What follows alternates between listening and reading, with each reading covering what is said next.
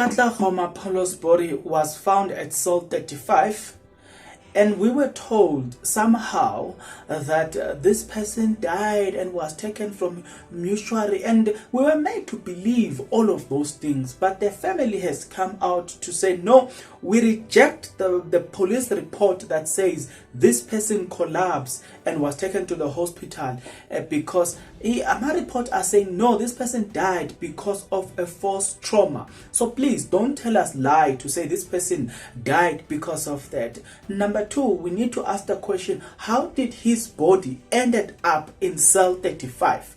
Say he died, he collapsed and he was taken to hospital. How did the body ended up at cell 35? That's the question that has not been answered. All along, we've been asking those questions, and even up to so far, those questions have not yet been answered. What I'm here to do, let me take you into confidence about what the father says, provided that you're interested. If you are interested, then I'm asking you to do me one favor. That one favor is that you subscribe, you like the video, and you comment in the comment section below. Why do you need to do that? You need to do that because doing that, it does help out a lot when it comes to the YouTube algorithm to promote and spread this video to as many people as possible. So the power here is definitely in your hands. Speaking about that, guys, let's do the honorable thing.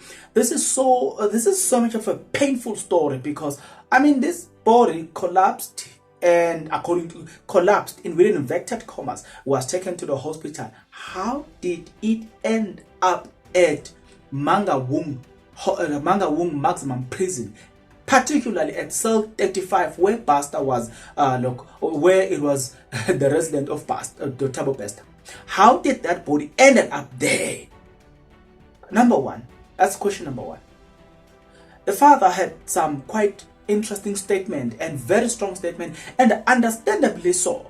The father said the following when asked about this: Katla Khompolo's family has rejected the police report that says he collapsed in town and was taken to the hospital. His father says a lot of important information is still missing here, right?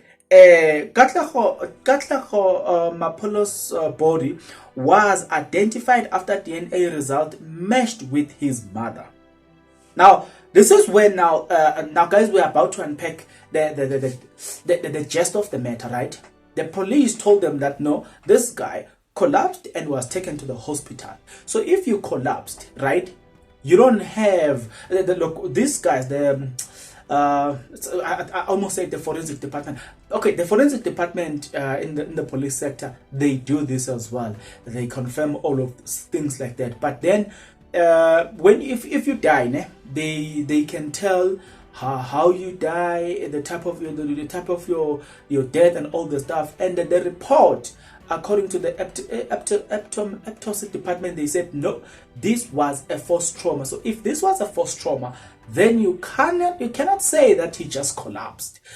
But it worries me to say, why are police hiding necessary information?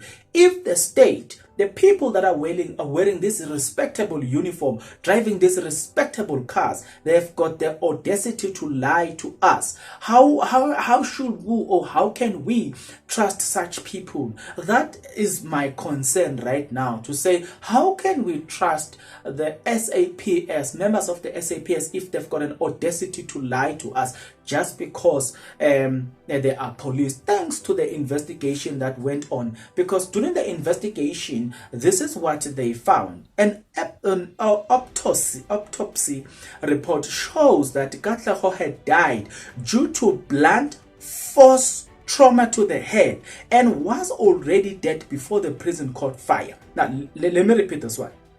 This is very much important, and it contradicts what the police have told us.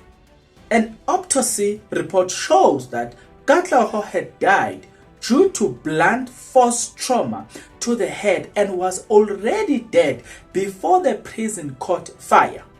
I'll continue to tell you what the father says. But here, I want you guys to tell me this, and I want to know, like, honestly speaking, can I sit here and say now I trust the SAPS members after hearing things like that? I mean, these guys, the men in blue, the women and men in blue uniform, sometimes they, not all, there are those in powers there who knows what happened. And if we, the public, hear things like this, it makes us lose trust in them. Mind you, I don't have money. So if I don't have money, then it means that I can easily get arrested. But those that have money will not get arrested, because now we keep hearing contradicting information from people that are supposed to be giving us very incredible information, but those people, they are giving us contradicting information. How are we supposed to build faith on the system? And that's my worry in this case. The father continued to say the following. The father says, the late imposed father says, there is more to this story than what they have been told by the police. He says they want to know how he ended up on cell 35. That was Thabo Besta's residential area. If you didn't know, that was where Thabo Besta used to reside. You know, how did the body ended up at cell 35? Dr. Nandipha Secrificed, you have got a lot of explanation to give here. We know for a fact that if you had the audacity to go into government-owned mutual in Free State and you claim 3 bodies, and you had the audacity to take one of the body and you throw it in the river, it tells us that you are capable of doing more. With this one, we want to know, please help us here. Make sense to us. How did this body ended up at cell 35? Dr. Nandipha, please just make sense of, make us understand this. But to the family and friends of this young man, we are saying, please be comforted at this moment. There's a verse that I read in the book of Revelation chapter 21, especially if you start reading from verse 1 up until 5. It says that up until 7, one of the things that is written, it is said that God shall wipe away our tears. One of the things that is also said there is that in heaven, look, when Christ shall come again, there will be no death. That means when Christ shall come again, there's this thing called death shall be no more. And my words to you guys is that be ye comforted at this moment. I mean, honestly speaking, there's nothing much that I can say to you except to say I am in sympathy with you. I wish I could say I feel the pain that you are feeling, how your child died, the mysterious way in which how your child died. Secondly, in how your child ended up at cell 35 in Mangaung maximum prison. All of those unanswered questions, and now there are people who can't tell us the truth. You know what I'm saying? With that being said, I feel for you, family and friends, and be ye comforted. To you guys watching this video, until the next video, good people, please take care.